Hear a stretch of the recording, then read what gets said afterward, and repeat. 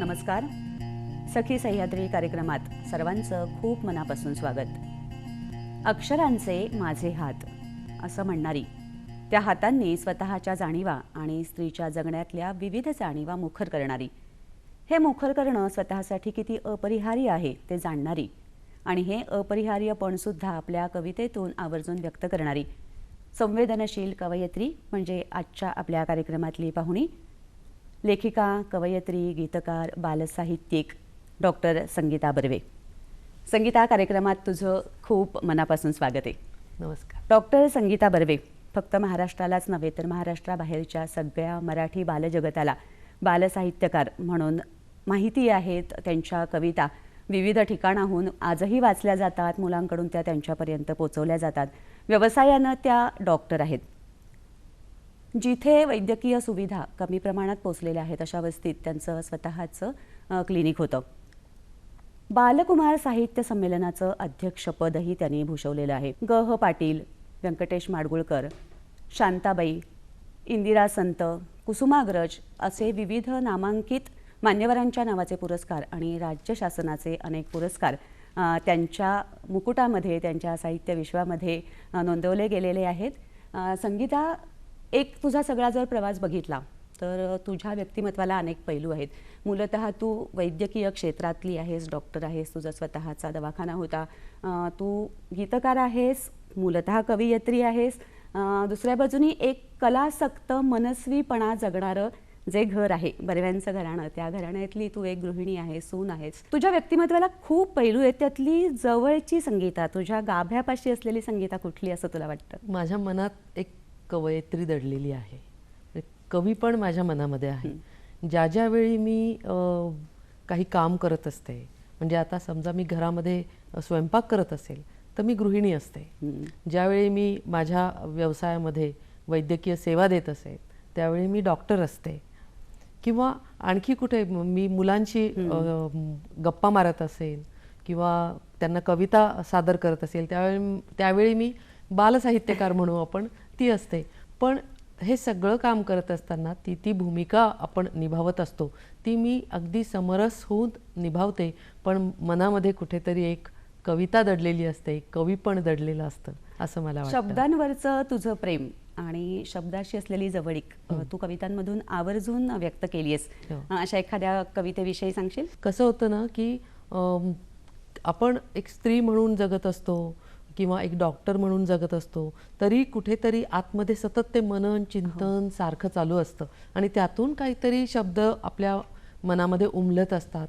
माझ्या मनामध्ये एखादी ओळ उमलते तर तसं की ही नाहीच मी, ही नाहीच मी, ही दुसरी कोणीतरी, ही नाहीच मी, ही दुसरी कोणीतरी, मी मातीची, ही अक्षर लेण्यांमधली शापित परी, ही विहरत असते दिशा दिशातून, हिरवाईतून, सांद्र घनाच्या ओंकारातून, हिलान काही कुठले बंधन, कुठले कुंपण, मी इथे नांदते, मी इथे नांदते, भूक रांधते आणि सांधते जगण्यामधले अवघडलेपण, करीत बसते मनाशीच मी माझे सांत्वन, आणि तेव्हा म्हणजे माझ्या मनातली ती, आणि तेव्हा चालत असते शुभ्र ढगातून, अंगावरती लेवून अवघे शांत निळेपण, कधी वेचते टिपूर चांदण्यांमधले काही मधुर चंद्रकण, ही आणिक मी दोघी नाही एक परंतु. ही आणि कमी दोघी नाही एक परंतु. आयुष्याचे भान मला अन हिला न काही तमा जगाची. नाही हेतू आणि का नाही कुठला किंतु. मला वाटतं लिहिणं जेव्हा होतं तेव्हा एक स्वसंवादी असणं, जगाकडे किंवा स्वतःकडे पण एका धीट आणि सच्च्या दृष्टीने बघणं, याच्यातून लिहिणं सुरू होतं. तुझं लिहिणं कधी सुरू झालं? मी खूप लहानपणीच लिहायला लागले म्हणूयात. मला वाचनाची आणि लिहिण्याची खूप मनापासून अगदी लहानपणापासून आवड आहे. कारण त्यावेळेला आमच्याकडे काही असं आजच्यासारखं तर नव्हतंच ना आपलं. आपण जे काही म्हणतो आधुनिक जग नव्हतं, पण वाचण्यासाठी पुस्तकं होती, म्हणण्यासाठी गाणी होती, लोकगीतं होती. ग्रामीण भागातून मी आली आहे. अहमदनगर जिल्ह्यातलं श्रीरामपूर तालुक्यातलं बेलापूर हे माझं गाव आणि त्या गावामध्ये एक अतिशय छोटंसं खेडं आहे. तिथे आध्यात्मिक वातावरण सगळ्या गावांमध्ये ग्रामीण भागामध्ये जे असतं त्याप्रमाणे. सकाळी उठून मी माझ्या शेजारच्या काकूंबरोबर काकड आरतीला जायचे. त्या मला उठवायच्या आणि असं करत करत म्हणजे आता पहाट झाली की जात्यावर दळायच्या बायका किंवा वासुदेव यायचा, पिंगळा यायचा, तर ते त्यांची लोकगीतं आमच्या पुढे सादर करायचे. तर हे सगळं वातावरण होतं त्या काळामध्ये. आणि शाळा होती, छोटीशी नदीकाठची शाळा होती.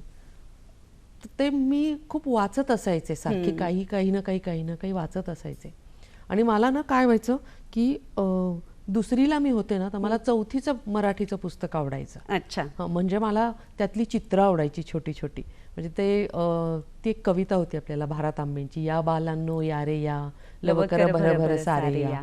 मग तो जादूगार, त्याच्या मागे चाललेली ती मुलं, ते चित्र मला इतकं आवडायचं की मी माझ्या वडिलांच्या मागे लागले की मला हे पुस्तक हवंय म्हणून. त्यावेळेला मी दुसरीला होते.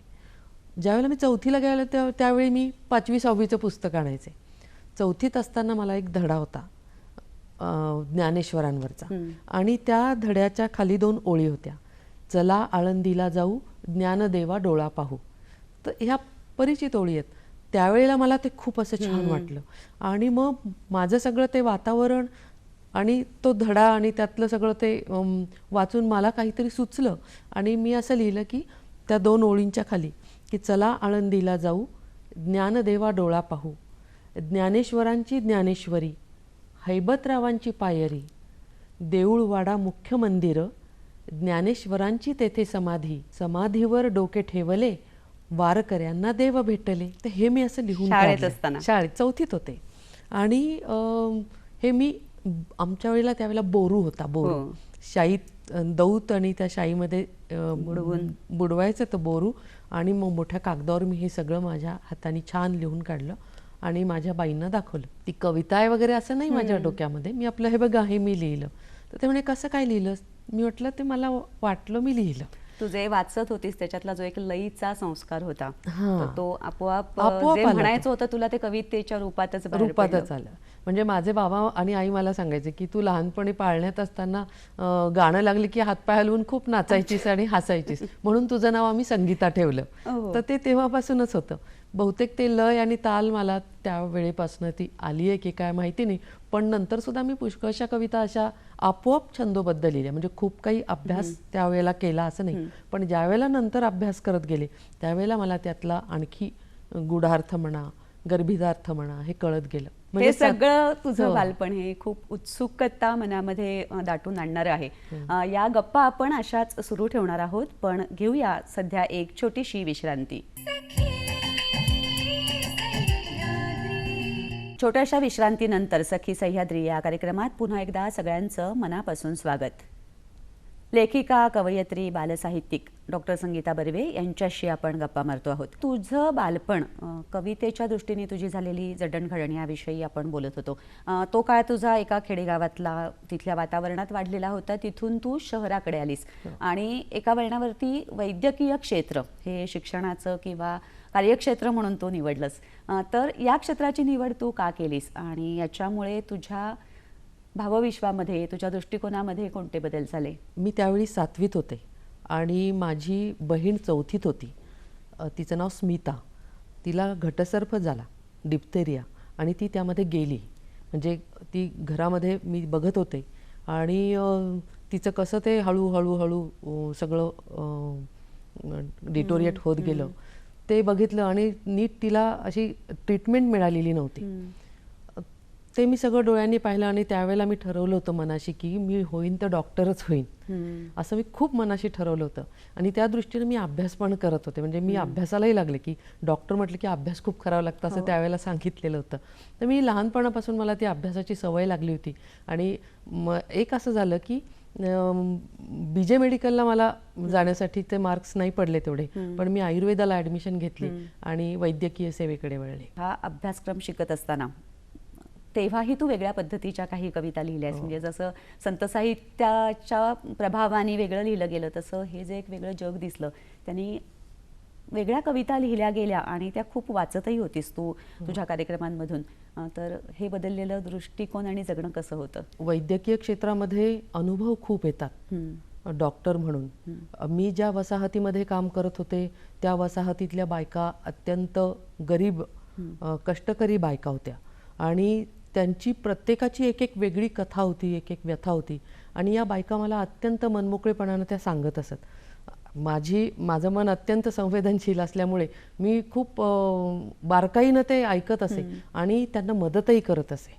तर त्यातून मला वेगवेगळं मनामध्ये, मी म्हटलं ना जसं की डॉक्टर जरी असले तरी मनात कुठेतरी एक कविता आणि कवितेच्या ओळी आकार घेतात, एक कवयित्री जागी असते, तसं माझं नेहमी व्हायचं. आणि मग मी त्या याच्यातनं लिहिली तू गेली काही शिकत कविता. असतानाही एक कविता लिहिली होतीस ना? हो, देहदान नावाची कविता आहे. आम्हाला शवविच्छेदनासाठी डेड बॉडीज त्यावेळेला मिळत नसत, तर एका सोहनी नावाच्या दाम्पत्यानं त्यावेळेला देहदान केलं होतं आणि त्यावर मी लिहिलेली एक कविता आहे. त्याचा आत्मा परमात्म्यास भेटावयास गेला, मात्र त्याचा देह पंचत्वात विलीन होण्यास नाकारू लागला तेव्हाची गोष्ट. तो निसंकोचपणे पहुडला आमच्या पुढ्यात आदिम अवस्थेत. त्याला माहीत होतं हे नवखे हात धारदार शस्त्रांनी आपल्या त्वचेवर गिरवतील श्रीगणेशा आणि होतील निपुण उडून जाणाऱ्या आत्म्यांना पकडून ठेवण्यात. म्हणूनच निर्विकारपणे तो करून घेतो स्वतःला विच्छेदित आणि काढून टाकतो त्वचेची उरली सुरली वस्त्र. आता छातीचा पिंजरा उघडून तो त्याचा अंतरंगच उघडं करतो आमच्यासमोर. ज्यानं त्याला जगण्याची स्पंदनं दिली ते हृदय पडलेलं असतं निपचित निर्जीव फुफ्फुसांच्या बेचक्यात. त्यानं कमावलेले बायसेप्स ट्रायसेप्स उचलू शकतो आम्ही अगदी सहजपणे. शरीरभर पसरलेल्या सुषुम्नेच्या विद्युतवाहक तारा तो तोडून टाकतो आमच्यासाठी, जे स्पायनल कॉर्ड.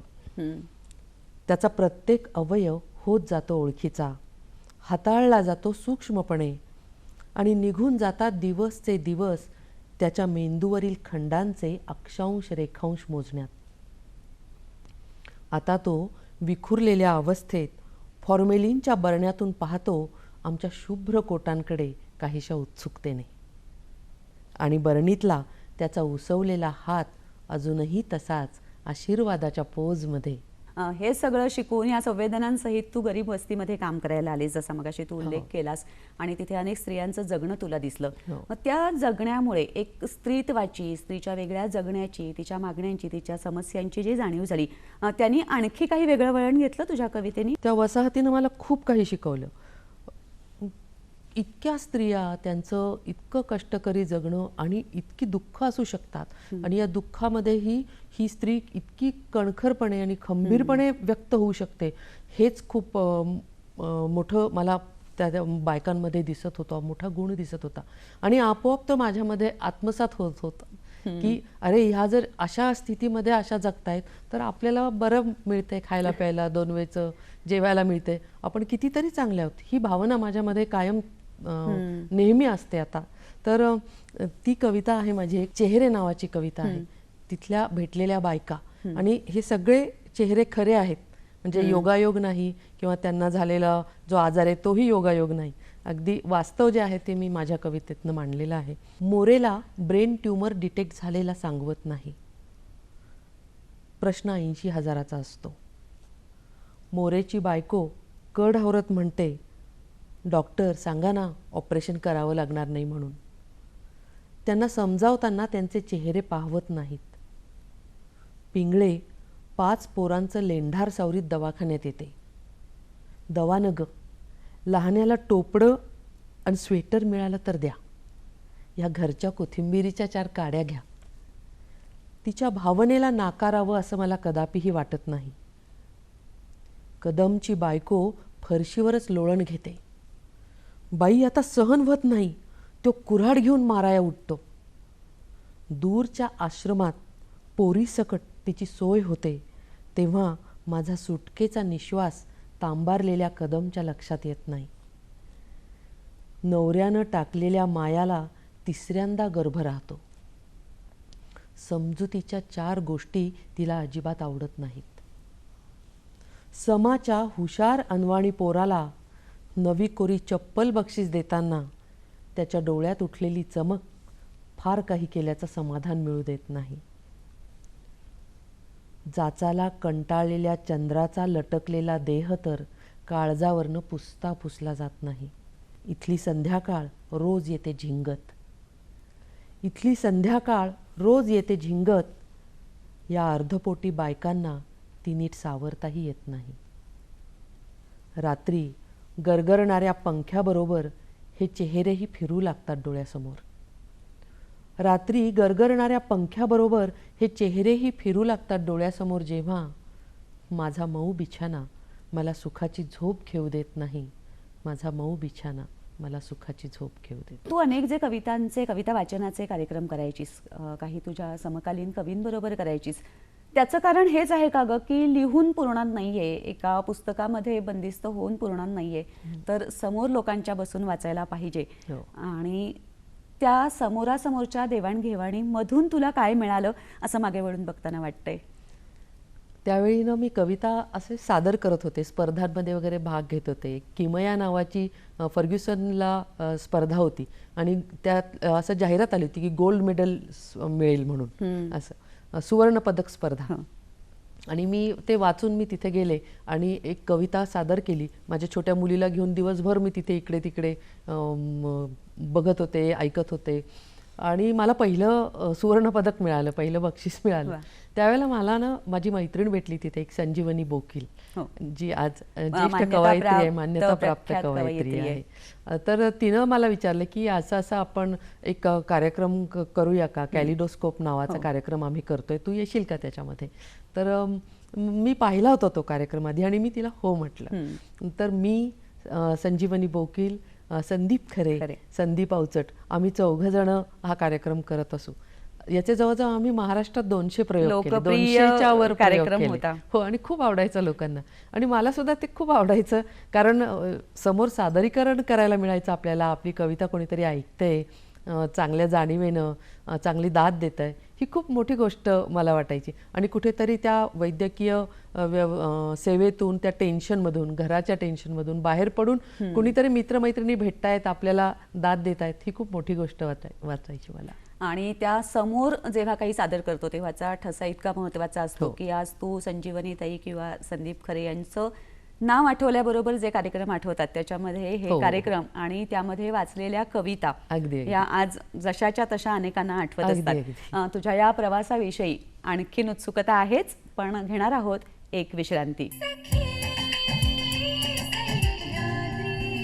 छोट्याशा विश्रांतीनंतर कार्यक्रमात पुन्हा एकदा सगळ्यांचं मनापासून स्वागत.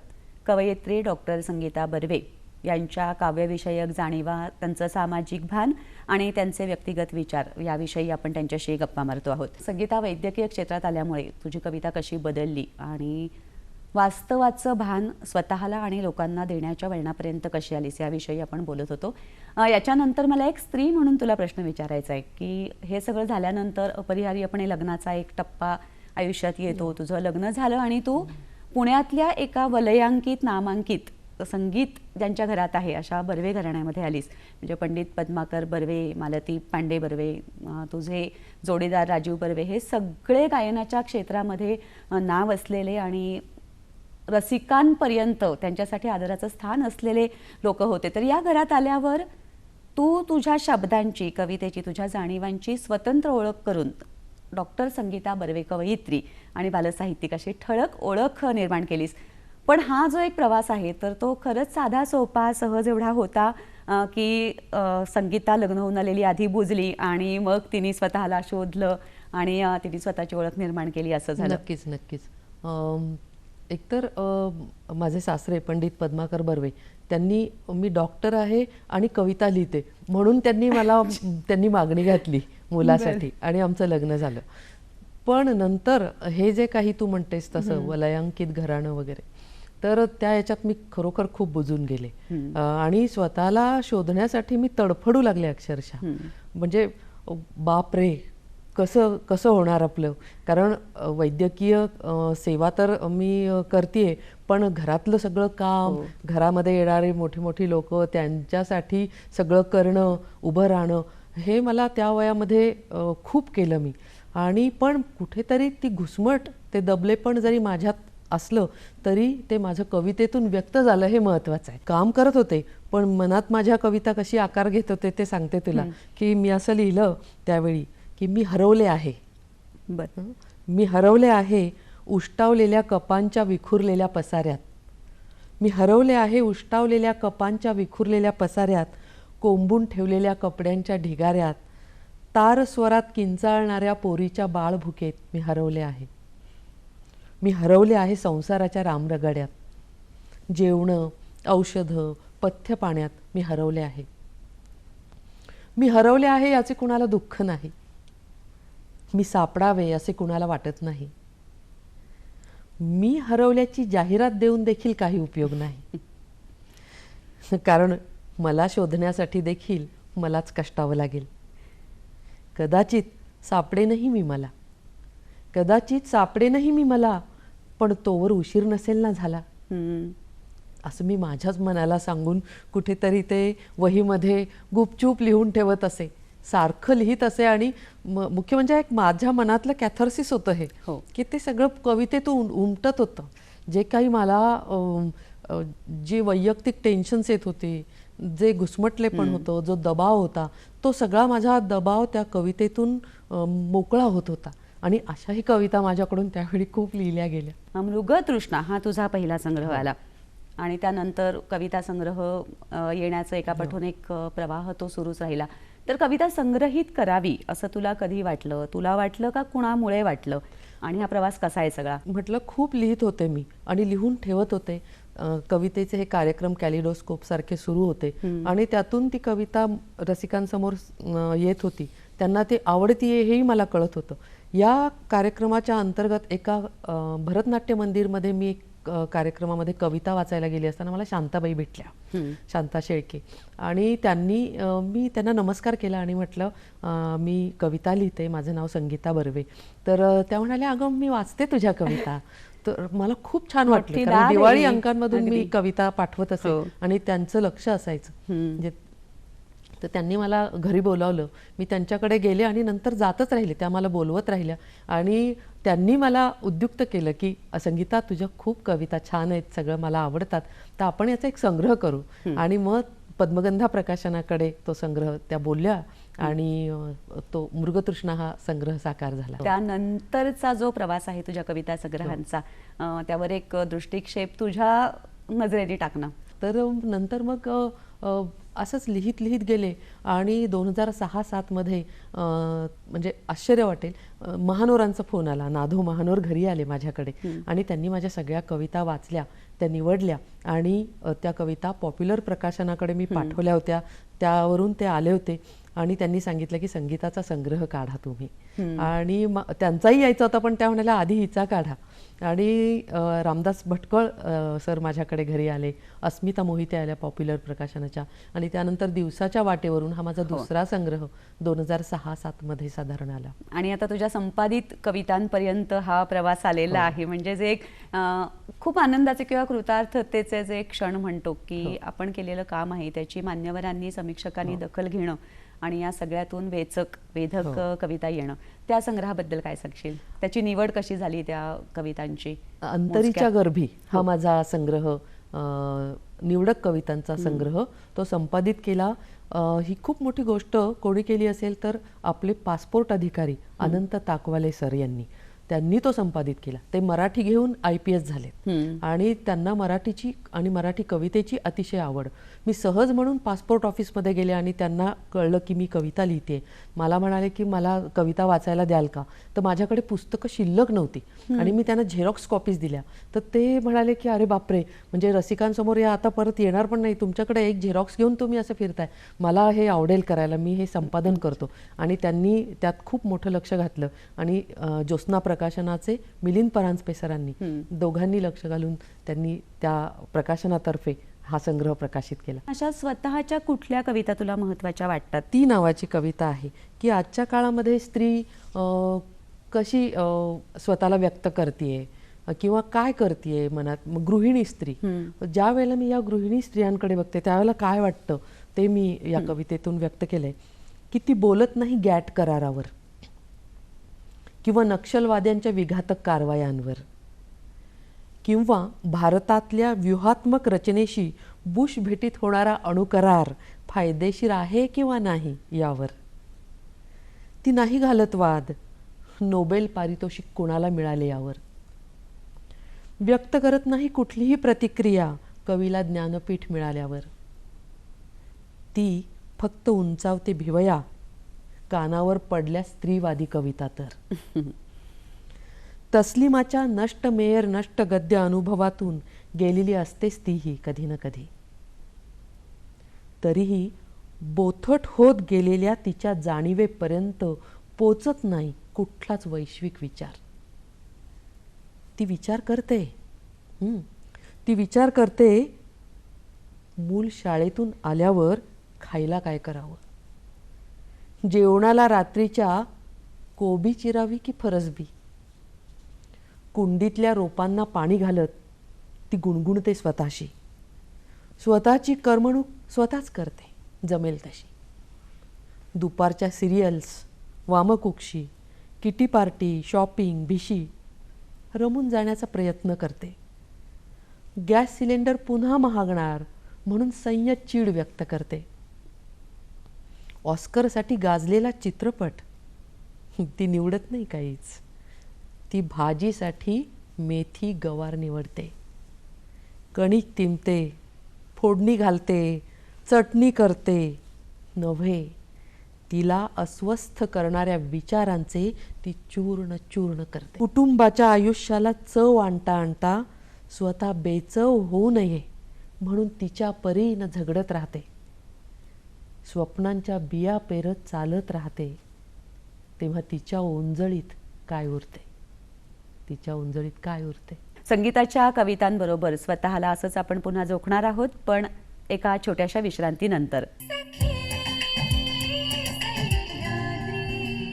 छोट्याशा विश्रांतीनंतर सखी सह्याद्री या कार्यक्रमात पुन्हा एकदा सर्वांचं मनापासून स्वागत. आपण गप्पा मारतो आहोत कवयित्री लेखिका डॉक्टर संगीता बर्वे यांच्याशी. संगीता, या सगळ्या प्रवासात या ज्या तुझ्या कविता तू आम्हाला ऐकवते आहेस, आम्ही ज्या वाचलेल्या आहेत, याच्या बरोबरीने तू गीतलेखनाकडे पण वळलीस. त्यातला जो एक लयदारपणा असतो, मात्रा गणवृत्त जी असतील त्या सगळ्यांनी पण तुला मोह घातला.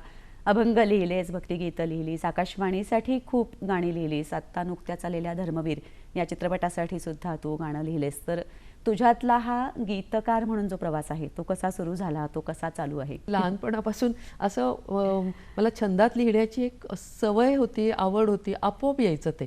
पण त्यानंतर मी अभ्यास केला या सगळ्या गोष्टींचा आणि गीतं लिहायला सुरुवात केली. म्हणजे वाटवे आपले गजाननराव वाटवे, संगीतकार आणि गायक गजाननराव वाटवे यांच्यापर्यंत माझं मृगतृष्णा पुस्तक पोचलं.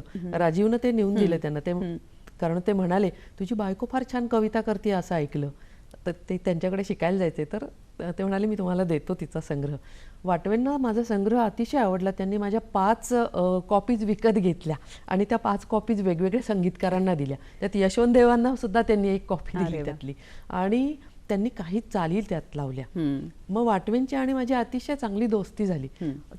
ते मला फोन करायचे की काही सुचलं की, आणि मग त्यांच्या मनातला विचार पण ते मला कधी कधी बोलून दाखवायचे. मग त्यांनी मला एकदा सांगितलं की संगीता, मला असं काहीतरी सुचतंय की देवाच्या दाराशी एक पांघरून झालोय मी, म्हणजे असा एक विचार त्यांनी सुचवला मला.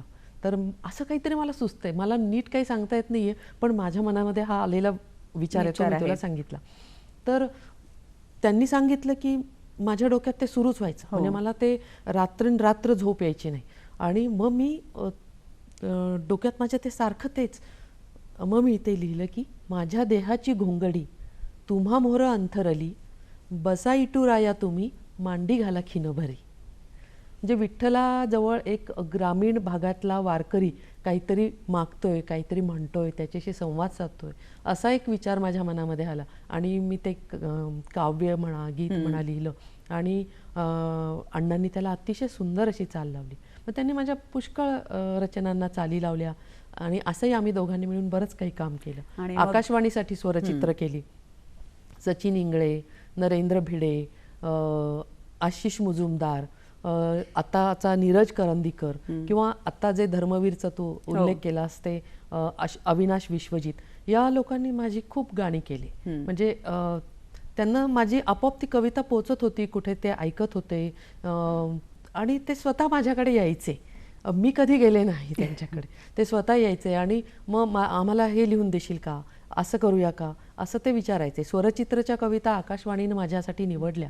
आणि नरेंद्र भिडे, सचिन इंगळे, आशिष कुलकर्णी, आशुतोष कुलकर्णी यांनी त्या संगीतबद्ध केल्या. राजीवनं सुद्धा माझी खूप गीतं संगीतबद्ध केली. आणि आम्ही जो कार्यक्रम करायचो त्यामध्ये सुद्धा ती आम्ही सादर करत असू. त्यामुळे त्यांची आणि माझी चर्चा हा सुद्धा एक मोठा महत्त्वाचा भाग माझ्या गीतांमध्ये आहे. की काही अडलं तर मी विचारते की अरे हे होतंय का नीट, हे चांगलं आहे का. आत्ता जसं तू म्हणालीस की वाटवे, प्रभाकर जोग, रवी दाते ही सगळीची मंडळी तुझ्याकडे येणारी होती, किंवा घरात जे गाणं होतं, या सगळ्या गाण्यामुळे तुझ्या किंवा यांच्याशी असलेल्या संवादामुळे तुझ्या व्यक्तिमत्वामध्ये, कवी असलेल्या व्यक्तिमत्वामध्ये काही बदल झाले?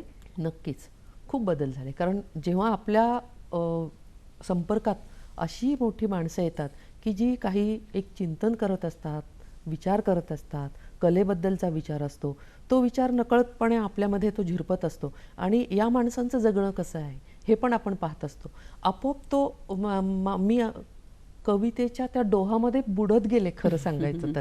म्हणजे कुठेतरी माझं एका बाजूला जगणं सुरू होतं वास्तवातलं, जसं मी आधीच्या कवितेत म्हटलं ही नाहीच मी, तसं ते एक जगणं वास्तवातलं आणि माझ्या मनातलं एक जगणं वेगळं. आणि ते त्या वहीमध्ये कुठेतरी उतरत होतं आणि लिहिलं जात होतं खूप. सगळंच मी दाखवत होते सगळ्यांना किंवा सगळंच प्रकाशित होतं असं नाही, पण माझ्या मनातल्या भावना मला व्यक्त करता येत होत्या. ही खूप महत्त्वाची गोष्ट माझ्यासाठी होती. बालसाहित्यामध्ये खूप मोठं काम तू केलेस. म्हणजे बालकुमार साहित्य संमेलनाचं अध्यक्षपद असेल किंवा अशा संस्थांपर्यंत कामं करणं असेल संस्थांमधून, तर याची जी लेखनाची जी सुरुवात आहे मुलांसाठीच्या, साध्या सोप्या गोड शब्दामध्ये चित्रमयता जी त्याच्यामध्ये अपेक्षित असते, ती कधी झाली, कशी झाली? आणि त्यातही तू खूप वेगळे वेगळे प्रयोग केलेस, त्याविषयी सांग ना. म्हणजे लहानपणापासून मला हे वेडच होतं खरं सांगायचं तर, खूप वेड होतं. मी माझ्या मनाशी फार विचार करत बसायचे. म्हणजे मी खेळायचे कमी त्यावेळेला, पण हा विचार खूप असायचा. म्हणजे मला मी 3री-4थीत असताना मला सशावर कविता लिहायची होती, तर मी किती डोकेफोड केली असेल माझी की सशाला यमक काय, एक होता ससा, वाटत होता मसा, असं मी वर्षानुवर्ष घोकत होते, पण मला ते काही सापडत नव्हतं. नंतर मला ते 42व्या वर्षी एक ससा फिरता म्हणजे तळजाईच्या टेकडीवर जाताना समोर आल्यानंतर मला 4-5 कविता सशावर त्या लहानपणापासूनचा जो विचार होता तो बीज असं कुठेतरी ते रोवलं गेलेलं होतं. आणि लहानपणापासूनच मला ते आवडच होती खूप. मी शब्दांशीच खेळत आले आतापर्यंत आणि ती आवड मला इथपर्यंत, खरं म्हणजे तो खेळ मला इथपर्यंत आणून चढलं त्या खेळानं. त्यातून मी लहान मुलांच्या कविता लिहित गेले. माझ्या मुली लहान होत्या त्यावेळी सुद्धा मला ते सुचत होतं, त्यांचं बालपण, आणि त्यांना सांभाळताना त्या मोठ्या होताना त्यांच्यामध्येही त्यांच्या गळ्यामध्ये सूर आले चांगले. आणि मी मुलांसाठीचं काम करतच होते, तर त्यावेळी ह्या मुलींना सांभाळायचं कसं या याच्यात एक कार्यक्रम मी तयार केला. आणि तो पुलोत्सवमध्ये सलग 3 वर्ष माझ्या कवितांवर आधारित कार्यक्रम झाले. त्यात या माझ्या दोन्ही मुली होत्या. म्हणजे माझा सांभाळायचाही प्रश्न वाचला आणि बाकीच्या मुलांना घेऊनही त्यांनाही मला कविता शिकवता आली. आज दोनही मुली तुमच्या या गाण्याच्या क्षेत्रामध्ये संपूर्ण देशाला, महाराष्ट्राला परिचित आहेतच. संगीता, तू पुस्तकं ज्या वेळेला ह्या बालकवितांची केलीस त्यावेळेला सुद्धा काही चित्रांच्या दृष्टीने, त्या पुस्तकांच्या देखणेपणाच्या दृष्टीने किंवा मुलांच्या भावविश्वाशी ते अगदी सहज जोडले जावेत या दृष्टीने पण काही प्रयोग केलेस आणि त्याच्यामध्ये पण तुझ्या मुलीला सहभागी करून घेतलंस. तर हा प्रवास कसा झाला? खूप सुंदर. म्हणजे म्हणजे त्या प्रवासावर पुस्तक व्हावं इतका सुंदर तो प्रवास होता. कारण त्या मुलीकडनं, माझी धाकटी मुलगी प्रांजली, ती चित्र छान काढायची, ती खूप चित्र काढत बसायची. पण तिचं एक होतं की तिला सारखं काहीतरी द्यावं लागतं काम, आणि मग ते तिच्याकडनं ती कला काढून घ्यावी लागते, हे मला समजलं. मग सुट्टीतमध्ये तिला काय काम द्यायचं, तर मी तिला सांगितलं की तू माझ्या कवितांवर आत्तापर्यंत कार्यक्रम केलेले आहेस. ती त्यावेळेला 7वीमध्ये होती. तर तोपर्यंत तिने जवळजवळ 50 एक कार्यक्रम आमच्या बालकवितांचे केले होते. तर त्या कविता तिच्या पाठ होत्या. मी म्हटलं ह्या कवितांवर आता तू चित्र काढ. मग या सुट्टीमध्ये संपूर्ण तिनं माझ्या झाड आजोबा नावाचा कविता संग्रह आहे, त्याच्यावर मुखपृष्ठापासून आतल्या सर्व कवितांवर तिनं त्या कविता वाचून चित्र काढली. हुर्रे हुप नावाचं पुस्तक आहे, किंवा आत्ता झालेलं हिंदी माझा बच्चों की फुलवारी नावाचा संग्रह आहे. यामध्ये सगळ्यांमध्ये तिनं ती चित्र काढलीत. आणि खूप छान अक्षरामध्ये तिने त्या ज्याच्यामधली चित्र काढली आहेत त्याच्यात लिहिलंय की जी मुलं वाचतील त्यांनी स्वतः पण त्यांना जी वाटतील ती चित्र काढावीत. म्हणजे तो तुझ्या मधला जो एक भाव आहे किंवा स्वभाव आहे तुझा की दुसऱ्यांना प्रवृत्त करणं, तर ते तुझ्या छोट्याशा लेकीने सुद्धा त्या वेळेला केलं की बाकीच्या मुलांनी पण या पद्धतीने चित्र काढावी. तिला चाफ्याचं झाड माहिती नव्हतं. ती म्हणाली तुझे चाफ्याची कविता आहे, पण चाफ्याचं झाड कसं आहे. तर मी म्हटलं तू तो तिथे समोर चाफ्याचं झाड आहे, जा बस तिथे जाऊन. आणि मग ती तिथे जाऊन तिनं हातात पेन्सिल आणि कागद घेऊन चाफ्याच्या झाडाची पानं कशी असतात असं बघून तिनं ते चित्र काढलं. म्हणजे मुलांमध्ये निरीक्षण शक्ती कशी विकसित होते ह्याचा एक हळूहळू मला सुद्धा एक तोही माझाही अभ्यास होता आणि तिचाही अभ्यास होता. संस्कृत मधल्या काही गोष्टी तू गोष्टी रूपामध्ये मुलांच्या स्वरूपात आणल्यास, तर हे नेमकं कुठलं कुठलं काम कशा पद्धतीने केलंयस आणि कारण काय आहे, असं काही तुला वाटलं का की एक प्रवाह आहे तो अजून वेगळ्या पद्धतीने वळवायला हवा आहे, तर त्याविषयी सांग ना. असं खूप जण म्हणायचे की बालसाहित्यात काही नाहीये, काही होत नाही. तर माझं मन असं आक्रंदन उठायचं की नाही, कसं आम्ही आहोत ना, मी लिहिते ना, बघा काहीतरी, अरे माझ्याकडे लक्ष द्या, असं मला वाटायचं. आणि मी खरंच खूप लिहित असायचे. मी वेगवेगळ्या अंकांना पाठवायचे, मासिकांना पाठवायचे, सकाळ, लोकसत्तासारख्या दैनिकांना पाठवायचे, आणि त्यातून माझी कविता उभारी घेत होती, लोकांपर्यंत ती पोचत होती. आणि मी म्हटलं तसं की पुलोत्सवमध्ये सलग 3 वर्ष माझ्या कवितांवर कार्यक्रम झाले. त्यानंतर त्याच्या VCDs फाउंटन म्युझिकनं काढल्या. मुलांनी त्याचे 50-60 जवळजवळ शाळांमधून कार्यक्रम केले, आणि याच्यातून मी वेगवेगळे प्रयोग करत गेले. मग मुलांसाठी आणखी वेगळं काय करता येईल. मी आयुर्वेदाची असल्यामुळे माझ्या संस्कृत माझं चांगलं होतं, आणि त्यामध्ये मी पंचतंत्र, रघुवंश, कुमार संभव, म्हणजे चरक सुश्रुतांपासून हे वाचत असताना याही गोष्टी मी वाचत होते. तर त्यामध्ये मग मी मेघदूत, शाकुंतल या सगळ्या ज्या गोष्टी महाकाव्य आहेत ही मुलांसाठी मी कथारूपामध्ये आणली. मग मुलं गोष्टी कशा वाचतील, त्या प्राचीन काळातल्या कल्पना, अद्भुत शक्ती त्यांना कशा माहिती होतील, असा विचार करून मी हे काम केलं. डॉक्टर संगीता बर्वे यांचं असंच बालसाहित्याच्या संदर्भातलं काम आणि त्यांचे विचार आपण जाणून घेणार आहोत. घेऊया एक छोटीशी विश्रांती. छोट्याशा विश्रांतीनंतर सखी सह्याद्री कार्यक्रमात पुन्हा एकदा सगळ्यांचं मनापासून स्वागत. आपण गप्पा मारतो आहोत कवयित्री, बालसाहित्यिक डॉक्टर संगीता बर्वे यांच्याशी. संगीता, बालकवितांचा, बालसाहित्याचा हा जो मोठा प्रवाह आहे, ज्याच्यामध्ये तू कविता लिहिल्यास, ज्याच्यामध्ये कथा लिहिल्यास, पुढे कादंबरीकडे तुझा प्रवास आता सुरू आहे, तू अनुवाद केलेस, तुझ्या कवितांचे अनुवाद झालेले आहेत, तर याविषयी सांग. हा खूप आनंददायी प्रवास आहे माझ्यासाठी. म्हणजे तो तितकाच कष्टाचा जरी असला तरी त्याच्यामध्ये आनंद आहे. चंद्रावरच्या ससा नावाची वाचते की मी तुला म्हटलं ना, सशावर मला लहानपणी फार कविता लिहायची होती, पण नंतर मी खूप लिहिल्या. त्यातली एक चंद्रावरचा ससा. पृथ्वीवरती पळून आला चंद्रावरचा ससा.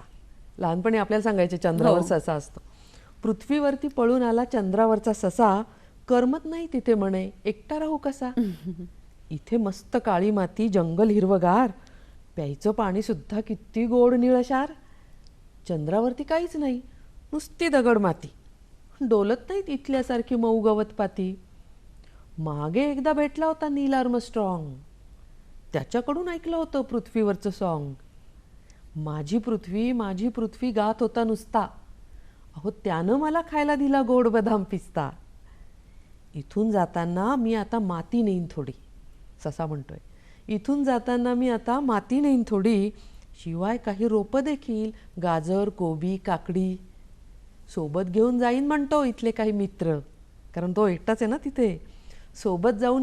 सोबत घेऊन जाईन म्हणतो इथले काही मित्र, एक सशीण, एक हरीण आणि एक काळं कुत्र. असं एक मुलांना मजा वाटेल असं.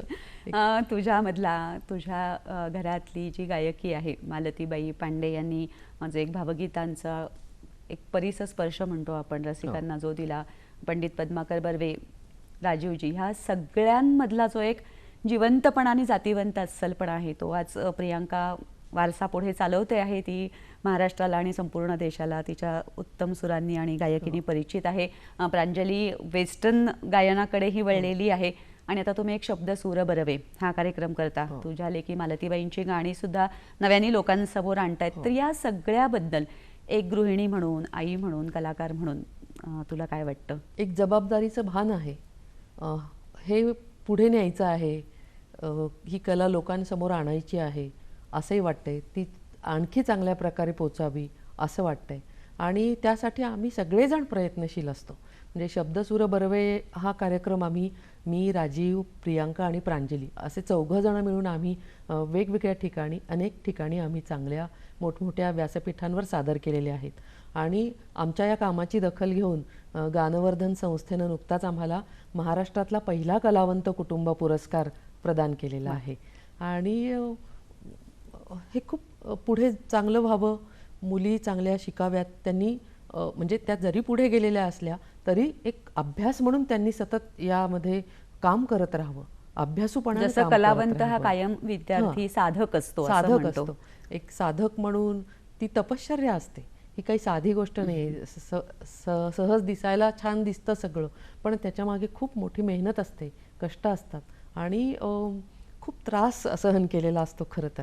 हे सगळं सांभाळून परत हसतमुख राहून आपला कणखरपणा टिकवून आपली तब्येत, आरोग्य, कुटुंबाचं आरोग्य हे सगळं टिकवून पुढे जाणं हे मला स्त्री या दृष्टीनं फार महत्त्वाचं वाटतं आणि ते मी माझ्या परीनं साध्य करण्याचा प्रयत्न करते. तुझ्या प्रवासात खूप व्यक्तिगत पुरस्कार तुला मिळालेत आणि जे तुझ्याच क्षेत्रातल्या नामवंतांच्या नावांनी मिळालेले आहेत. कुसुमाग्रज, ग. पाटील, शांताबाई, माडगुळकर, अनेकांच्या नावांनी. तर ह्या पुरस्कारांचं मोल तुझ्या प्रवासात तुला काय वाटलं आणि ह्या पुरस्कारांइतकंच अजून आनंद देणारं काय आहे असं तुला वाटतं? पुरस्कारांचं मोल नक्कीच आहे, कारण इतक्या मोठ्या लोकांनी आपली दखल घेणं, त्यांनी आपल्या कवितेला शाबासकी देणं हे एक प्रकारे आपल्याला उत्साह देणारं असतं, आपलं बळ वाढवणारं असतं आणि त्याचबरोबर भान आणणारं असतं की लाड नाही करायचे स्वतःचे, फुशारून नाही जायचं किंवा आपले पाय जमिनीवर राहिलेच पाहिजेत आणि ते असतातच अर्थात, असं काही होत नाही. कारण प्रत्येक कविता लिहिताना, प्रत्येक गीत लिहिताना तेवढीच कसोटी आपली लागत असते. ते समजा जर नाही आलं तर आपलं घेत नाहीत लोक. म्हणजे चित्रपटामध्ये जर नाही चांगलं आपण लिहिलं, नाही आपल्याला तर मला कळतं की नाही येते मला, मी थांबते. तर हे सगळं करण्यासाठी चांगलं वाचन, आपलं समृद्ध जीवन करणं, आयुष्य समृद्ध कसं होईल, विकसित कसं होईल, आपल्याबरोबर आपल्या कुटुंबाचं आणि कुटुंबाबरोबर आपल्या सभोवतालाचं, आपल्या संपर्कात येणाऱ्या सगळ्यांचंच आयुष्य कसं चांगलं होईल, हा मी माझ्या परीनं खरोखर जमेल तेवढा विचार करते. माझ्या मैत्रिणीसुद्धा माझ्याकडून काही त्यांना मिळालं तर खूप छान होईल, त्यांच्याकडून मला काही मिळत असतं. तर हे आदानप्रदान मला खूप महत्त्वाचं वाटतं. मला सगळ्यात मोठा पुरस्कार काय वाटतं माहिती आहे का, ज्यावेळेला माझी कविता ही लहान मुलांपर्यंत पोचते, लहान मुलं ती आवडीनं वाचतात. मग नांदेड आहे, उदगीर आहे, परभणी आहे, कुठून तेलंगणापासून भारताबाहेर सुद्धा, म्हणजे अमेरिका, व्हेनेझुएला वगैरे या ठिकाणाहून ती मुलं त्यांच्या आया मला कविता पाठवतात. आणि माझी शहराकडची आजी नावाची कविता आहे ती आणि गावाकडची आजी ही इतकी व्हायरल झाली की अमेरिकेतल्या आणि लंडन वगैरे शिकागोमधल्या आज्यांनी त्यांचे फोटो मला नातवांसकट पाठवले की मी आधुनिक आजी आहे. एकदा मी वृक्षारोपण करण्यासाठी बोलवलं होतं आणि शाळा होती ती सगळी, मी ते झाड लावलं आणि मुलांनी आजोबांनी लावलं होतं झाड, असं काही वाढलं म्हणता अगदी ताडमाड, अशी कविता वाचायला सुरुवात केली आणि म्हणायला सुरुवात केली मुलांनी, सगळ्या मुलांनी समूहाने. तर मग मी त्यांना विचारलं कोणाची आहे माहिती आहे का? ते म्हणाले नाही. मी म्हटलं अरे माझी कविता आहे. मग त्यांना खूप त्यांना ती कोणीतरी सकाळमध्ये आलेली कविता त्यांनी वाचली होती, कोणीतरी त्यांच्यापर्यंत आणून त्यांना शिकवली असणार आणि त्यातून अशा खूप कविता मला ऐकायला मिळाल्या. मोठी दाद आहे हो, हो, की जसं मी पोचण्यापेक्षा माझी कविता पोचणं, माझा विचार पोचणं आणि तो अगदी म्हणतो तसं एखाद्या छोट्याशा खेड्यापर्यंत, तिथल्या छोट्याशा शाळेपर्यंत पोहोचणं हा जो महत्त्वाचा भाग आहे, तर तो समोरून तुझ्यापर्यंत अशा पद्धतीने येणं. तुला माहितीये तुळापूरला माझी रोज एक कविता फळ्यावर लिहिली जात असे आणि तू हे वाक्य खूप महत्त्वाचं की मी पोचण्यापेक्षा माझी कविता, मी हेच केलं. मी पोचण्यापेक्षा आपोआप ती कविता पुढे आपोआप कशी पोचत गेली ही गोष्ट मला जास्त पुरस्कारापेक्षा महत्त्वाची वाटते. कार्यक्रमाच्या अंतिम टप्प्याकडे आपण आलो आहोत आणि या क्षणी आपल्या सगळ्या मैत्रिणींना, सख्यांना, बालसाहित्यासाठी तू काम करतेस म्हणून आईपणाला, पालकांना काय सांगावं आवर्जून वाटेल तुला या क्षणी? मुलांना ना म्हणजे क्रमिक पुस्तकांशिवाय खूप वाचायला द्या, जे आम्ही केलं आमच्या मुलांसाठी आणि अजूनही मी सगळ्या मुलांसाठी मी हे करते की नुसतं शालेय शिक्षण नको आहे मुलांना, कारण त्यामध्ये मुलं खूप मोनोटोनस होत जातात आणि ती कंटाळतात. शालेय अभ्यासक्रम करून करून थकतात ती मुलं, गृहपाठ करून. मग त्यामध्ये आनंद कसा शोधता येईल, त्यांना अभ्यासात आनंद कसा मिळेल, जो मी स्वतः घेतला आहे. अजूनही मी अभ्यासातला आनंद घेते. म्हणजे मला अभ्यास करण्याचा थकवा येत नाही, मला टेन्शन येत नाही. उलट मला छान वाटतं की काही वाचताना, काही वेगळं शिकताना. तसं ते वेगळं शिकताना मुलांना कसा आनंद मिळेल हे पालकांनी लक्षात घ्यायला हवं आणि ते खूप महत्त्वाचं आहे. आणि त्याबरोबर सगळ्यांचं आरोग्य जपणं ही गोष्ट फार महत्त्वाची वाटते मला आजच्या क्षणी. संगीता, मला याला थोडं जोडावंसं वाटते की दिवसांच्या वाटेवरून हा जो तुझा काव्यसंग्रह आहे, तर त्याच्यात तू लिहिलेस की बाबा, मुलगी म्हणून तुम्ही मला कधीही कमी लेखलं नाही तुमच्या स्मृतींना.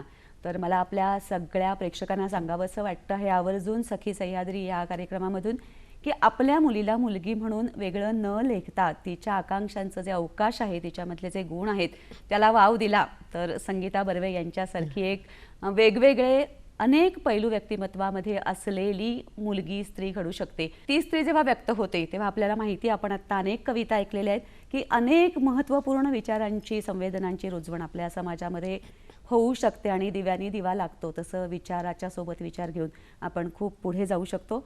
संगीता, तू आज इथे दूरदर्शनमध्ये आलीस, तुझ्या कवितांबद्दल, तुझ्या प्रवासाबद्दल, तुझ्या व्यक्तिमत्वाबद्दल आणि संवेदनांबद्दल खूप मोकळेपणाने आम्हाला सांगितलंस. दूरदर्शनच्या वतीने ह्या सगळ्या आनंदासाठी खूप मनापासून तुझे आभार. धन्यवाद. नमस्कार. नमस्कार.